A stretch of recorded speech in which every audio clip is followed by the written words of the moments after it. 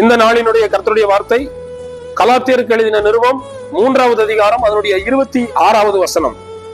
நீங்கள் எல்லாரும் கிறிஸ்து இயேசுவை பற்றும் விசுவாசத்தினால் தேவனுடைய புத்திரராய் இருக்கிறீர்களே. இயேசு கிறிஸ்துவை பற்றும் விசுவாசத்தினால்தான் நாம் அவருடைய பிள்ளைகளாய் இருக்கிறோம். இயேசு நம்மை ரட்சிக்க இந்த பூமிக்கு வந்தார். நம்முடைய பாவங்களை மன்னிக்க இந்த பூமிக்கு வந்தார். நம்முடைய பாவங்களை எல்லாம் மன்னித்து நம்மை அவருடைய பிள்ளைகளாக அவர் ஏற்றுக்கொண்டிருக்கிறார் என்ற விசுவாசம்தான் நாம் அவருடைய பிள்ளைகளாய் மாறுவதற்கு காரணமாய் இருக்கிறது.